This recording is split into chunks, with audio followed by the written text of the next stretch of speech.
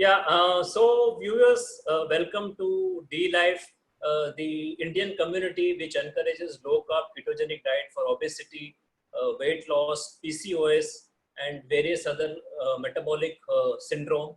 So welcome again. And today we have a special guest. We have Dr. Shawn Baker from US, who is known for his carnivore diet. So I'll just come back to Shawn Baker in a minute. So with me we have two sports nutritionists. We have Siddhesh Prajyot, who is a sports nutritionist and who himself follows a carnivore type of diet. And then we have Prajyot with us, who also follows a carnivore type of diet with us. And these two are actually power lifters and runners also. So I will just give a brief about Dr. Shawn Baker. Dr. Shawn Baker is a doctor, a medical doctor, an athlete, a father, and a proponent of carnivore diet. So Dr. Shawn Baker is actually an orthopedic surgeon and an athlete with world record holder. He's a CEO of Meat RX, author of the book Carnivore Diet. He's an international speaker, a podcast host, a consultant, a lifetime of pursuing excellence, pushing the boundaries and not settling for mediocrity, a father, soldier, and a revolutionist.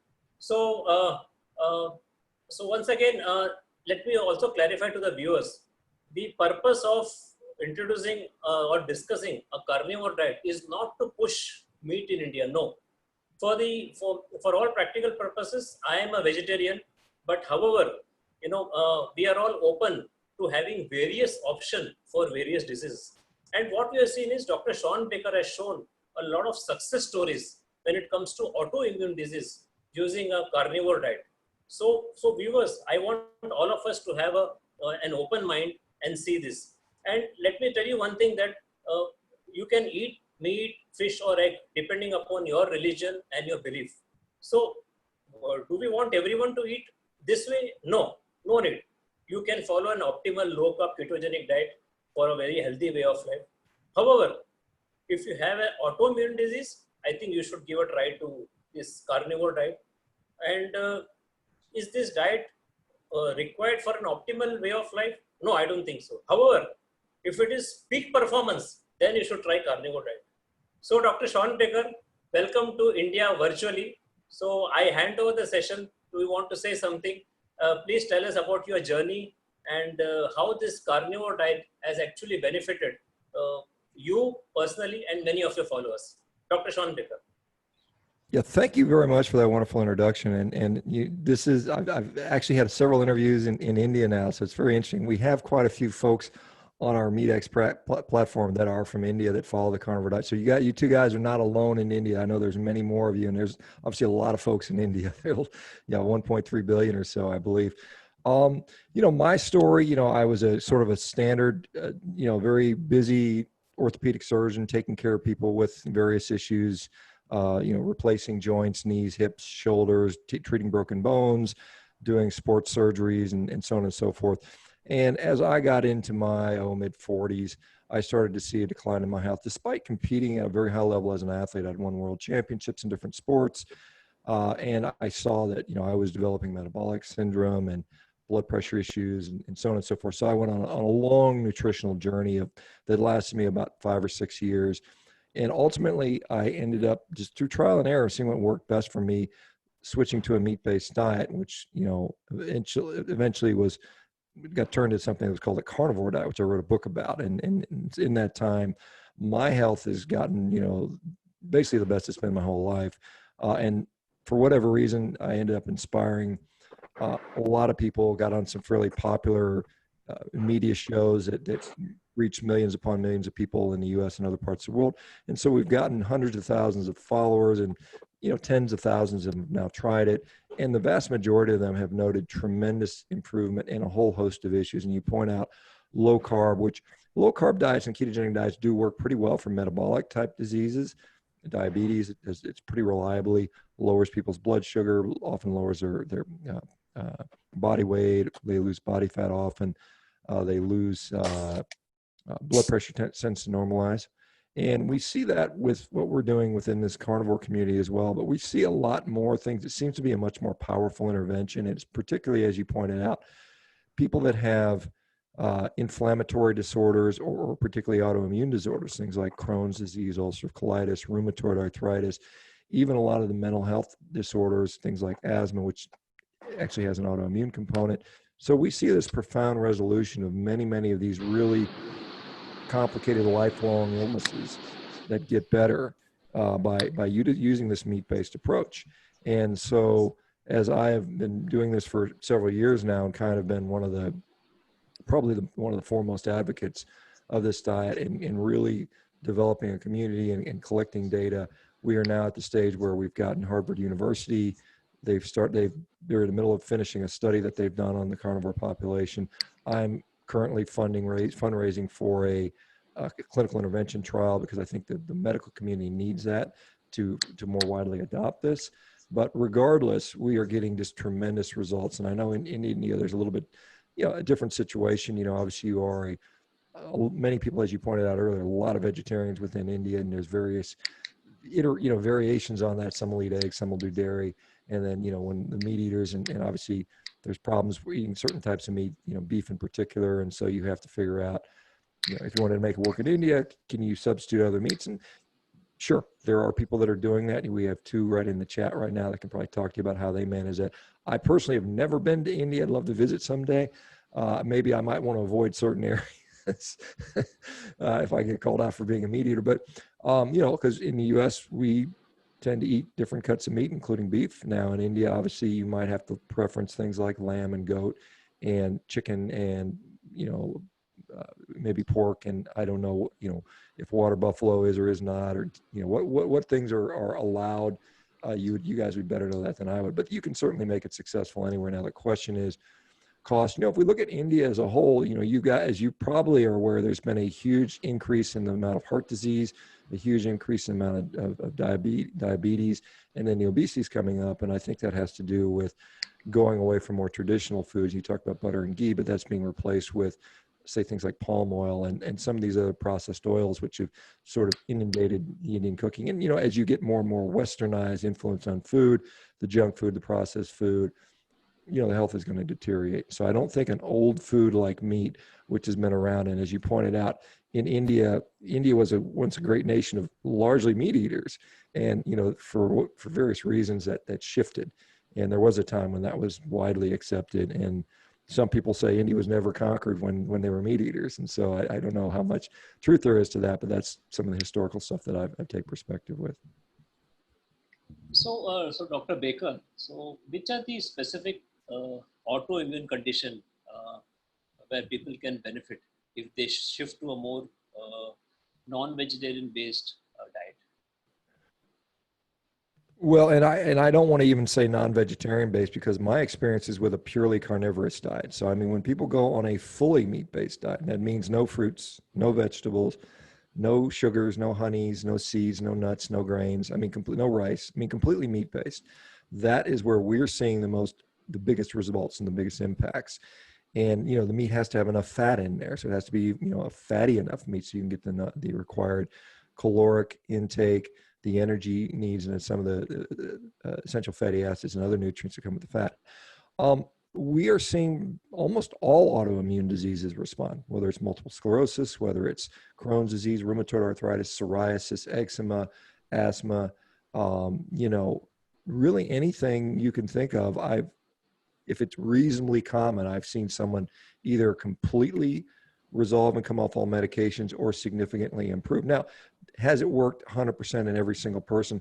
I can't say that, but I can say it's helped in a significant majority of those patients, whether they get total relief, and it varies in time a little bit. It depends on the severity of the condition, so on and so forth. So, but it does seem to be a very efficacious tool where there's not really good treatment options. The medical options tend to be very expensive. Well, it's often corticosteroids, which have all kinds of deleterious side effects. It tends to be immune modulating drugs. If you can afford it, they're extremely expensive. I don't even know how much opportunity there is in India for these, but in the US, these are drugs that cost tens of thousands of dollars per year. And they can be efficacious, but they're prone to a lot of side effects. They decrease your immune system. They put you at risk for cancer and infections. And again, they're very expensive and they don't work that well for a lot of people, or they work for a short period of time. And so where we're doing stuff with a diet that, we don't have the side effects, we don't have the cost, and we probably have maybe equal or better efficacy, which I think is really, really interesting. So, the common fear remains that beef causes, beef may cause heart disease, beef may cause cancer, with even, some of the top associations speaking against meat. We have a lot of those epidemiological studies. So what is your view on this, Dr. Shawn? Yeah, I think the problem with any of those claims, and I'm not with any diet, when you talk about a food group causing cancer or diabetes well, cancer or heart disease, certainly, and you're trying to project a disease process that might take 20 or 30 years to manifest itself. We don't have the nutritional studies, the human studies that can, with any level of certainty, make those claims, because it's based on largely epidemiologic studies. And there are so many confounders rather, that you can't really sort that out well. And so the best we tend to do is short-term intervention trials, and there's never been a study ever that is saying you can take a meat eater and a non-meat eater and you put them in a randomized control trial and you watch them long enough to watch them develop heart disease. It's never been done. It may not be ethical to do it. It may not be financially feasible to do those studies to power those initial statistically enough to where you can make those conclusions. And so what they tend to do is they'll look at risk factors, and that's really not, again, particularly strong science. What I can say is, what we see in the for example, the United States, a lot of people criticize the U.S. diet, and rightfully so. We have a lot of people that have lots of chronic disease, almost certainly due to our diet. The standard American diet is a 70% plant-based diet. We eat a very small amount of meat in the United States relative to our overall caloric intake. Now, it's much higher than it is in India, for sure. But the average American, for instance, if we talk about beef, the average American eats about 2 ounces of beef per day. And that's in a background of anywhere from 3 to 5 pounds of food in total per day, including liquids.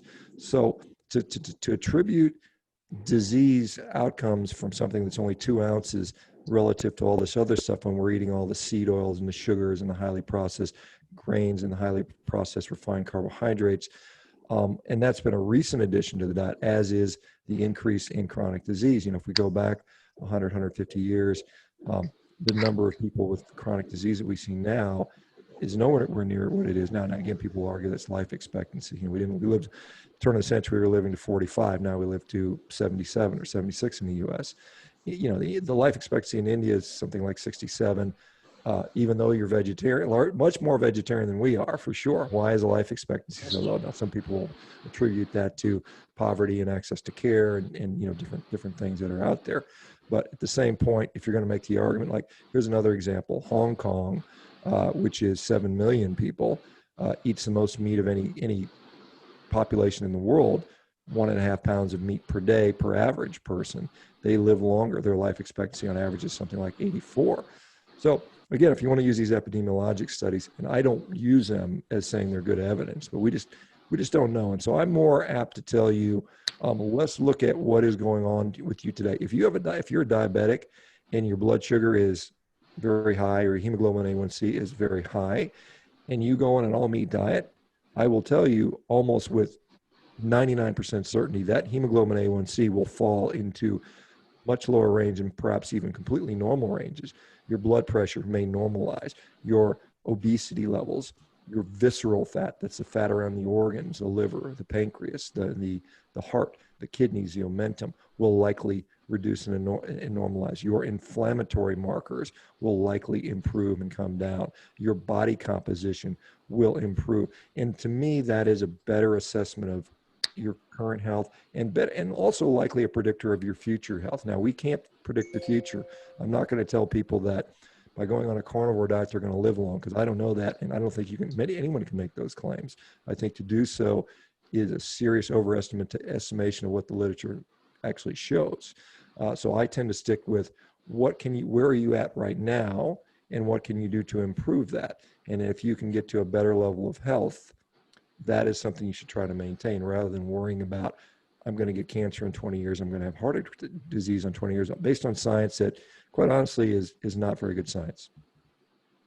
So, Dr. Shawn, as you said, the change even in the dietary fat is actually affecting us. So, once upon a time, we were using traditional fats like, say, butter, ghee, and nowadays we use all those refined oils, the palm oil or the soybean oil, so or the more recent canola oil and everything. Everything is reused, reheated, and unfortunately, in many of the homes or even many of the restaurants, even if they cook meat, fish, eggs, probably they use this same junk oil, and so that way even a meat eater is not really benefited in India.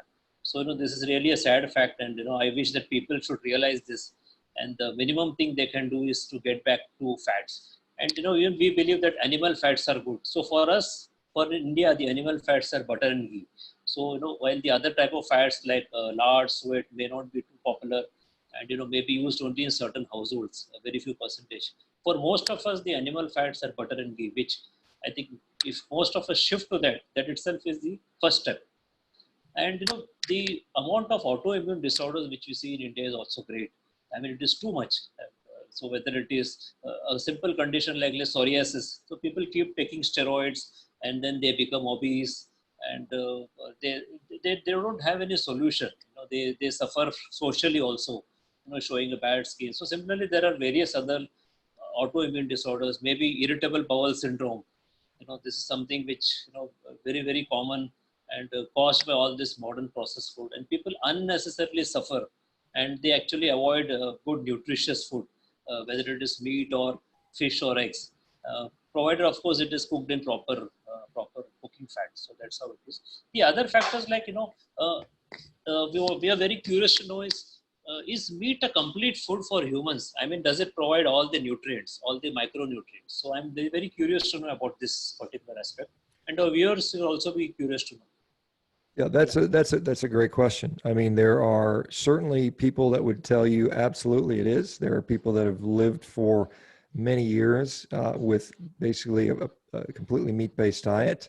There are cultures, polar cultures that lived on arguably all meat diets. There's people who make the argument that they had a few, seasonal berries from time to time, but this is when we look at biochemically what we need as human beings, and this isn't controversial. There are essential fats, there are essential protein or amino acids, there are vitamins and minerals. Those are the only essential things that a human being needs to function. Now, the thought that we need to have fiber in the diet, the thought that there is phytonutrients that are essential for human diet. I would argue with anyone to tell me which phytonutrient that is and where it grows in every part of the world in all seasons, because it doesn't. If we want to say that human beings, and some people may have a belief on an evolutionary theory or not, but regardless, humans have occupied every niche on this planet for a long time, and how far back that goes, you can debate whether it's thousands of years or even millions of years. But when you're living in the northern reaches of Canada versus the tropical zones, and like where you might live, there's different access to different foods, and I don't know how humans would survive in Canada in the wintertime if we were to say that, a food found in a tropical fruit was required for health, required for human survival, because that doesn't make sense. And so the only food that was widely available everywhere were animals, and human beings have hunted every animal on earth. I mean, we're the only animal species that's ever done that. No other, as fierce as a tiger is, they've never eaten a shark, right? I mean, it just doesn't happen. Whereas humans have done that. Humans have eaten whales, they've eaten tigers, they've eaten, everything. So I think our species can certainly survive on meat. I've not had vegetables, fruits in 4 years. I should be vitamin C. I should be dead from scurvy at this point. It hasn't happened. And there's biochemical reasons why that probably doesn't happen.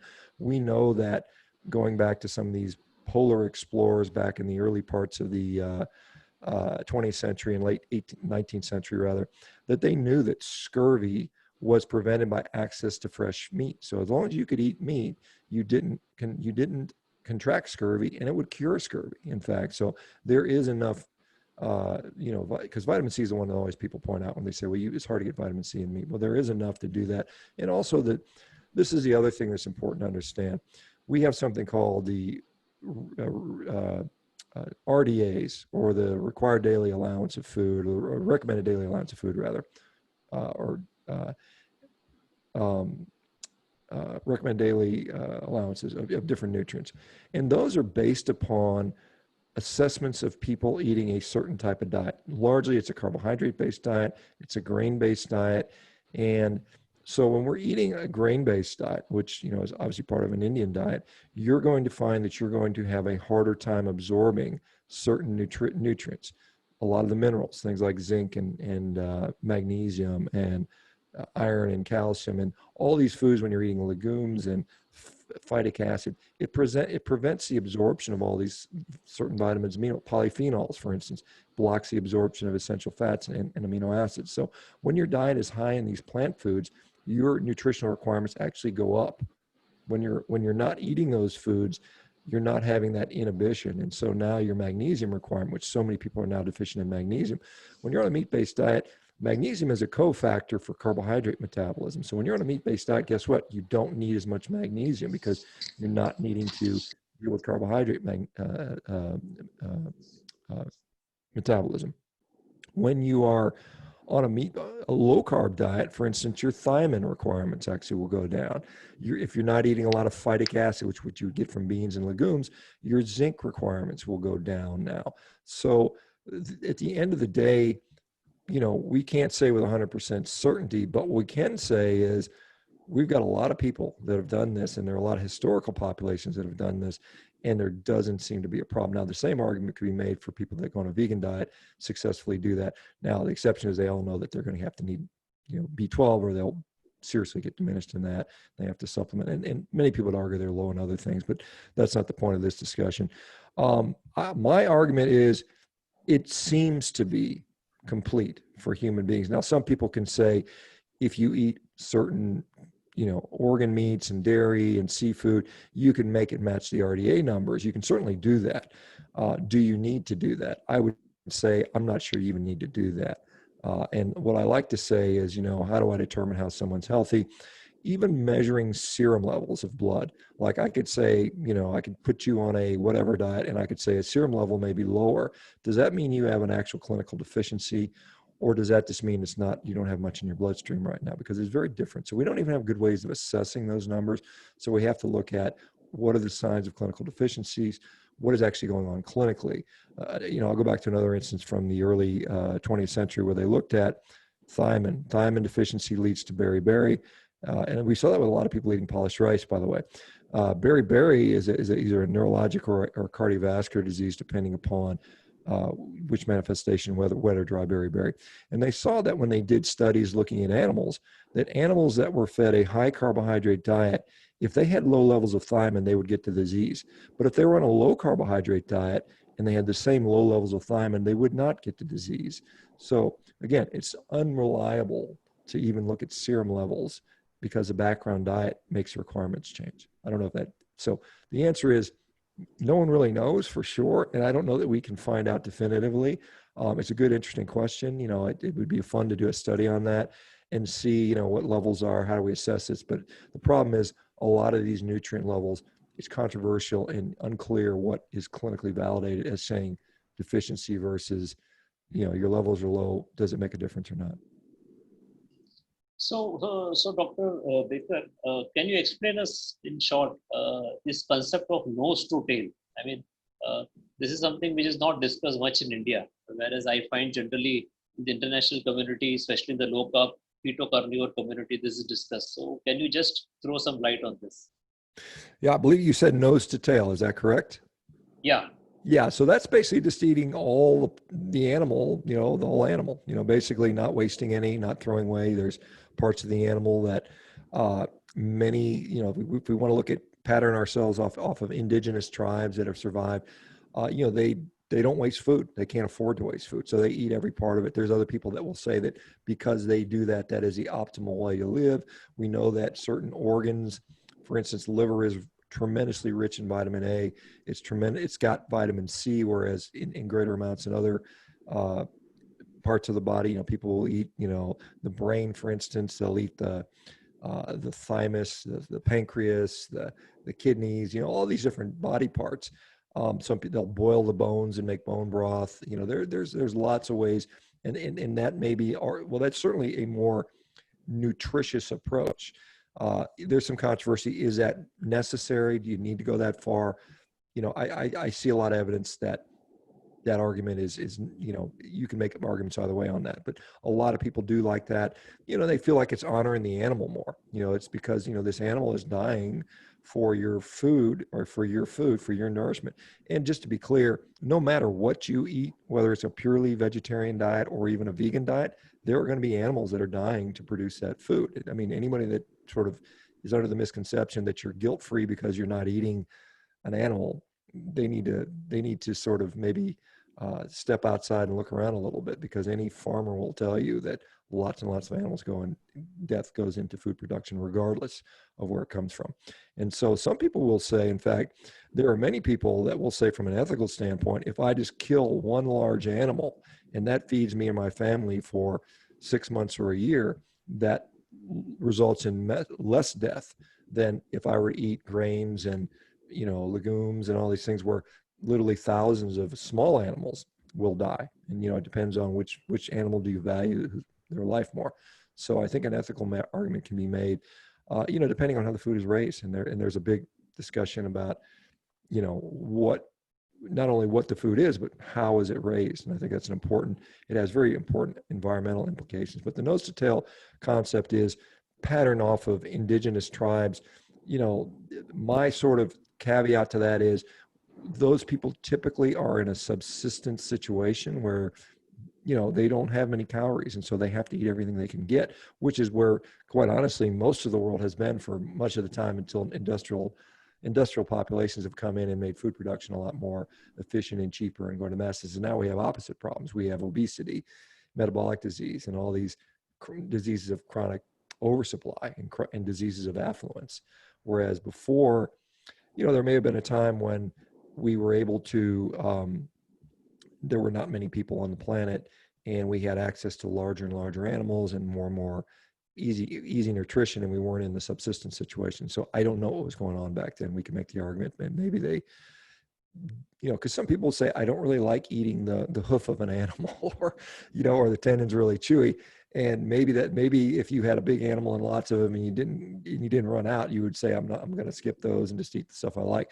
Even animals in the wild, they don't eat the whole animal. Typically, it's rare. I mean, unless it's a real small animal, but a lion or a tiger, more appropriate to India, if it kills a wild animal, it's probably not going to eat the entire thing. It's going to leave some bits behind, and then other animals will come in behind it. So, you know, it's an interesting discussion.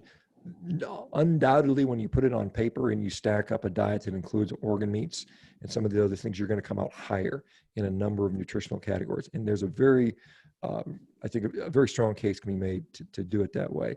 Again, my sort of thought is it necessary? Is it a barrier of entry for a lot of people? Because a lot of people will find that I can do meat, but I don't really want to eat the brains, you know, for whatever reason, you know, and it may just be cultural, it may be just personal preference.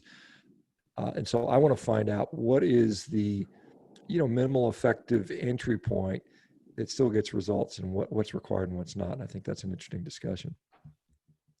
Fine, thank you, Dr. Baker. So my friend here, Prajyot, who is our Indian carnivore sports nutritionist. So, you know, he wants to, he will address the further questions. Yeah, Prajyot. Hi, Baker. Thank you for connecting with us, and thank you, D-Life, for giving me this opportunity.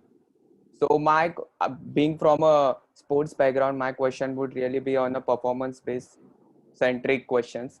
So I want to know how carnivore diet can help boost your athletic performance.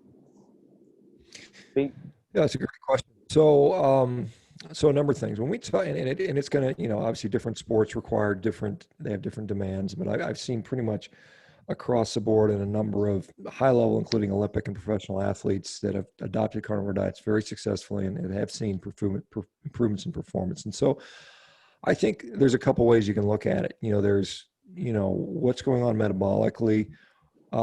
Certainly I would say that an athlete who is not healthy is going to have diminished performance. So if you're suffering from any sort of health malady, whether it's digestive disorders, things of that nature, this can improve that to the point where you're not suffering for those things, and you'll maybe just do better from that. We do seem to see that recovery from training seems to be much better on a carnivorous diet. That is to say, you can train very hard and you wake up the next day and you're not particularly sore and you still have good energy. And so when we look at that over a period of time, if I can train at a higher level of intensity without being under recovered, or if I am not becoming overtrained or having aches and pains or energy where I can't train, if that's good all the time, then my ultimate performance a year from now is going to be better. And so we see this as the global picture in performance. I think that relatively animal proteins are more bioavailable. They are better optimized to building human muscle tissue and lean mass. I mean, when we look at what you and I are made out of, it's clearly we're not made out of plant fiber. I mean, we are made out of animal cells and animal tissues. And the most efficient way to get those very exact same requirements, those building blocks, is from other animal cells and animal tissue, because they come in the same ratios and they don't have to be converted. We can look at vitamin A. The vitamin A you get from an animal product is different than the beta carotene, which you'll get from a plant product, which has to be converted. And some people don't convert it particularly well. So just from an overall nutrient standpoint, it's just better nutrition. Now, the question really comes in with regard to carbohydrates, because a lot of people look at studies looking at carbohydrate loading, glycogen restoration, glycolytic activity, and performance. And so part of that has to do with many people when they first start a diet that is devoid of carbohydrates, which a carnivore diet largely is, although you could argue if you've taken a lot of dairy, you can potentially get a decent amount of carbohydrates. And eggs to some degree have a small amount of carbohydrates, but not really all that significant. But let's just say you don't have much carbohydrate in your diet.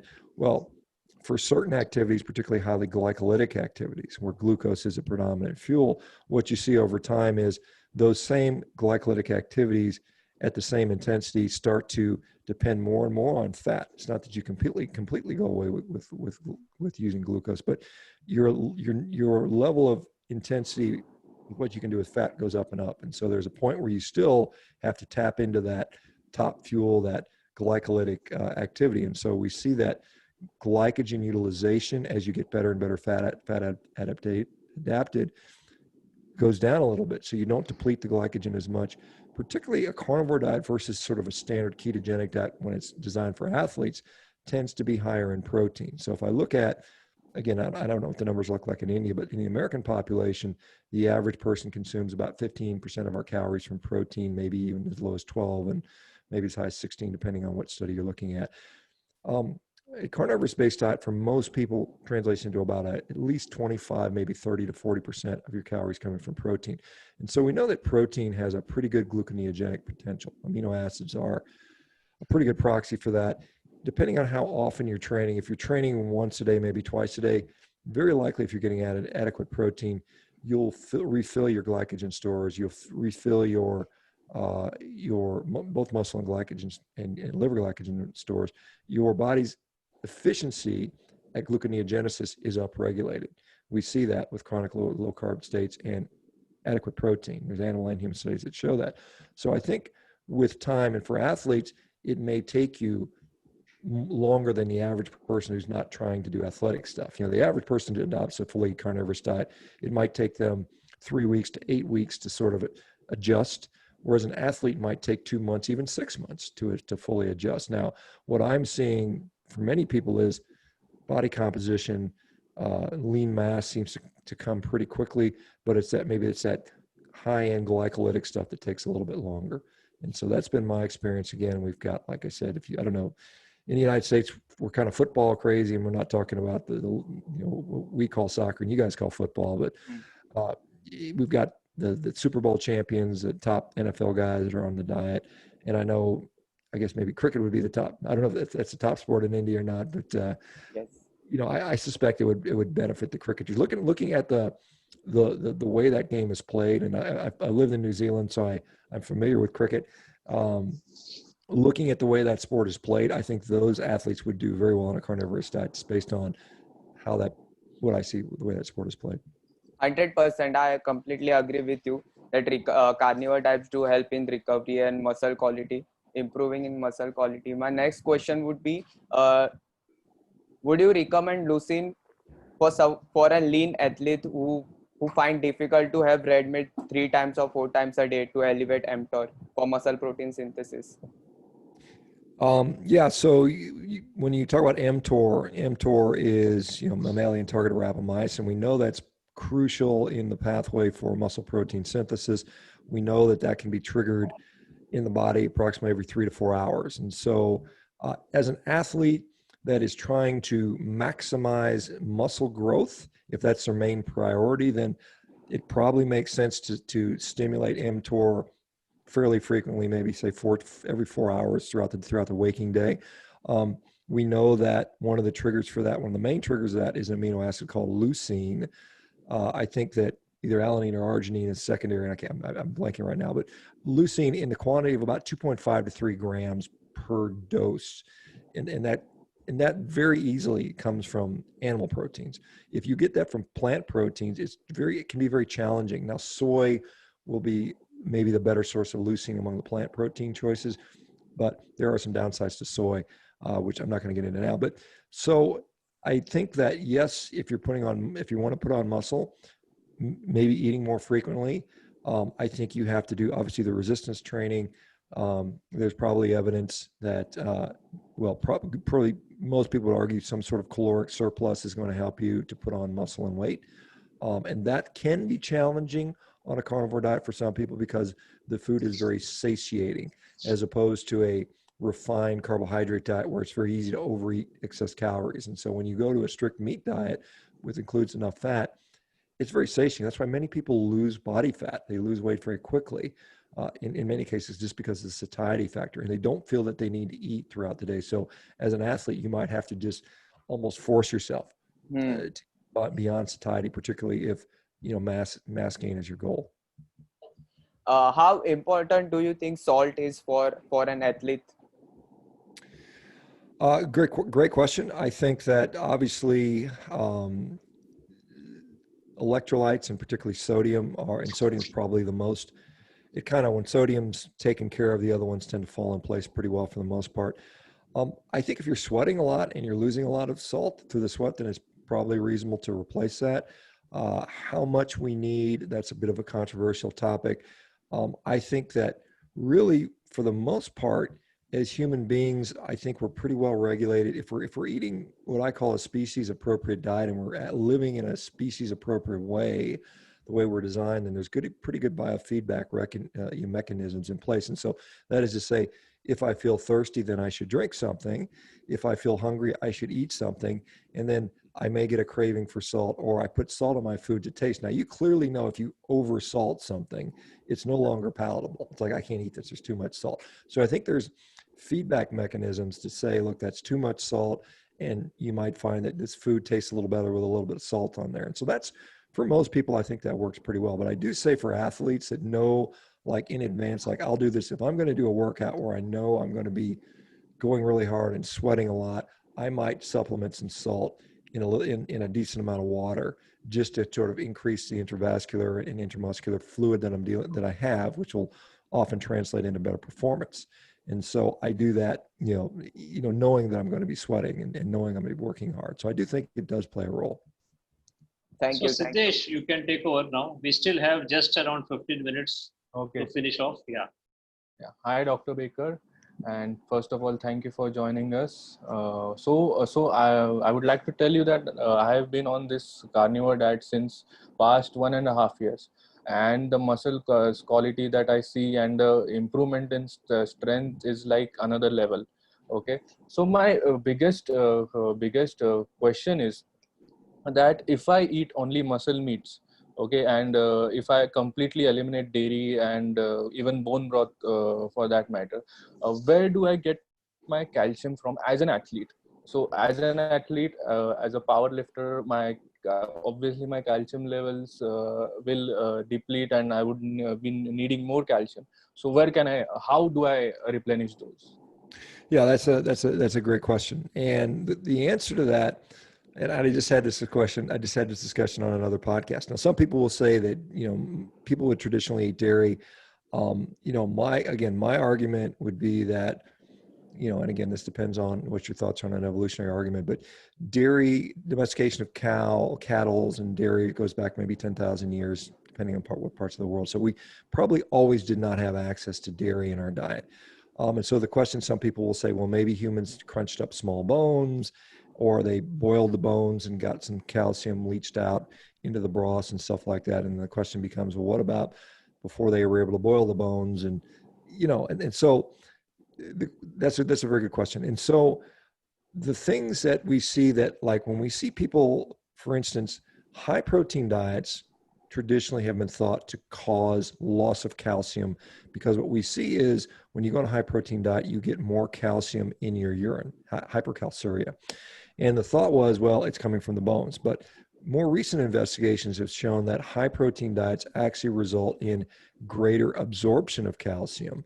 And so that greater absorption of calcium is just matched by the excretion of calcium. So we're not wasting any calcium. So our body is very good at maintaining our calcium needs. And this is particularly in adults. Now, children, it might be a different story, where we know that children that have more calcium or even dairy in their diet tend to grow taller than children that do not.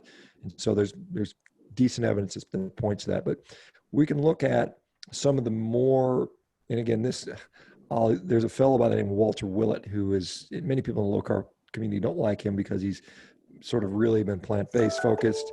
And he is sort of, someone that has, a lot of people question his motives, but he's looked at some of the recent literature and some of the requirements in different parts of the world, and actually states that maybe the calcium requirements for humans are much lower than we think they are. Maybe they're only as much as maybe 200 milligrams per day, which would be much lower than what a lot of people would say 1,500 milligrams. So I can tell you that I just see people that don't struggle with calcium issues, even if they're only eating muscle meat. They don't seem to have any calcium deficiencies in their serum. The body seems to regulate that. I don't know that it harms us in any way to add some into the diet. If you want to do dairy. Now, there are people that don't do well on dairy. I will certainly say that. And some people will say this depending on the preparation of the dairy, whether it's pasteurized or not. Those are all different arguments there. But really, I just, at the end of the day, some of this stuff is, we just don't know yet, but we do know what the results are in people that are doing this way. And we don't seem to see major problems in the majority of people that are doing that. But it's a good question to have. And I, like I said, that's one that, we have to say there are potential mechanisms, but again, studies will, if you can get studies done, and that's what, one of the things I'm trying to do is make these studies happen. And it's hard, because they cost a lot of money, and getting them done, we can answer some of those questions. But I think, I said, if you're worried and you want to be on the safe side, have some dairy. If it doesn't cause problems for you, there are, you can boil bones and get bone broth. Some people even advocate eggshells. I don't think they're very palatable, quite honestly. And I don't know that humans would have typically eaten eggshells, but some people have other opinions on that. Okay, so another thing is, my question is, what about the gut bacteria? So as we all know that fiber is the food for our bacteria, and on a carnivore diet, we completely eliminate all kinds of fiber. So what happens to the gut bacteria? Yeah, that's another interesting question. So first of all, I think we have to realize that our understanding about the gut microbiome is still very, very much in its infancy. So anyone that tells you that this is the ideal microbiome is coming from a place of pure theory. There's no evidence that says this person has the perfect microbiome. I would say that a healthy person, free of disease, has a healthy microbiome. I think that's a better way to look at it. I think we're trying to put the cart before the horse with this stuff. But some of the sort of speculation about the necessity of fiber and why it's healthy for the gut. So one of the main arguments is that when bacteria ferment fiber, they evolve compounds, one in particular called short chain fatty acids, and they often point to something called butyrate. Butyrate can be made in a number of ways. For one, butter. If you eat butter, you're going to get some butyric acid, which can quickly turn into butyrate. The other thing is when people go on low carbohydrate diets or ketogenic diets or even carnivore diets, the ketone levels in their body often will go up, or there'll be some circulating ketones. And the main ketone in the body is something called beta hydroxybutyrate, which sounds very similar to butyrate, which you're getting from fiber in the microbiome. And what it turns out is it may be that the butyrate from the microbiome is being converted into beta hydroxybutyrate, and that is a beneficial effect. And so we're already seeing that same beneficial effect on the gut, the gut lining, the mucus barrier, the health of the colonocytes, just by either eating butter or being in a low carb state. There's so many things that occur when we talk about gut diversity. We see that when we've tested people on a carnivore diet, they have generally really good gut diversity. Is that the absolute best test to measure? I don't know. I can tell you that people that are suffering from gut problems, and this is probably in my view, more clinically relevant. If you have IBS, irritable bowel syndrome, or IBD, inflammatory disease, or reflux, or any of these other gut maladies that affect so many people, and that goes away and gets better, and your gut function normalizes, and you're clinically doing better, I would argue that is a much better indicator of what your gut health is than what the ratio of Bacteroides versus Firmicutes or whatever metric we think we're testing right now. So I think that is my sort of view on that. And I don't know that a gut microbiome that is hundreds of times in order of magnitude more complex, with the different millions and billions of microbacteria and different organisms in there, is so complex relative to something that, like cholesterol, which is, one molecule, and we're still debating the relevance of that 100 years after we started studying that. If we think we're going to suddenly within 3 years be able to say, this is a perfect microbiome, I think that's extremely optimistic and quite honestly probably somewhat arrogant to make that assumption. Okay, and there are many articles stating that high levels of methionine intake can cause high levels of homocysteine in the body. So that can be toxic. So my question is a carnivore really at risk of a homocysteine toxicity? Yeah. So again, and I only have another minute or two to answer this, but so there is a thought that, there's a methionine glycine ratio, and, some people, if you're eating a lot of meat from muscle because higher in methionine, you should balance that out with maybe collagenous products to get more glycine. Well, interestingly, what we see is that, and there's been actually a study in humans, in Africans, I can't remember, maybe Nigeria, but they looked at human volunteers in the 1970s, and they fed them, methionine, higher amounts of methionine, but they found out in the absence, it was glycine. So in the absence of glucose or galactose, they had much greater absorption rates of glycine. And so if you're not eating maybe glucose in your diet, then that glycine absorption goes up significantly and maybe counterbalances the methionine. So what I'm saying is there's probably counter mechanisms, because the studies done regarding methionine was done in high doses in rats.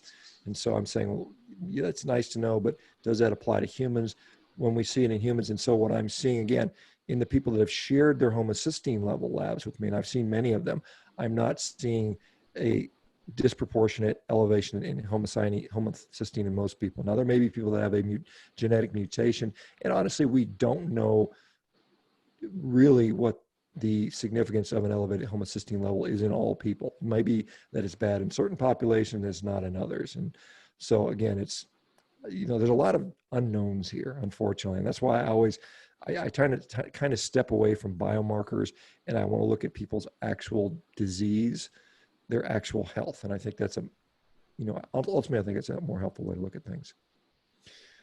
Thank you, guys. I unfortunately have to get on another meeting. So fine, Dr. Baker, once again, thank you very much for sparing your time and addressing our Indian population And what about your BeatRx? We want to say something about specifically your website and your study.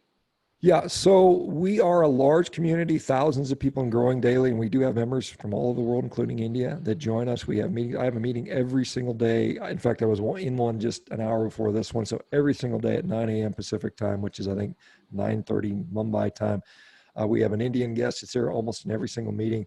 We provide information. We provide peer support. We provide community, because I think one of the most important ways to improve outcomes is to have support. If you don't have a supportive environment, the odds of success go down significantly. And I really appreciate you guys there that are in India doing this, because I know it's probably not the most supportive place to say I'm on a carnivore diet. But good luck to you guys, and thank you. And I unfortunately really have to go. I appreciate the opportunity. So, thank you, Thank you. Dr. Baker. Thank you very much. Bye-bye, guys. Take care. D-Life has actually come up with a low carb course. Bye-bye.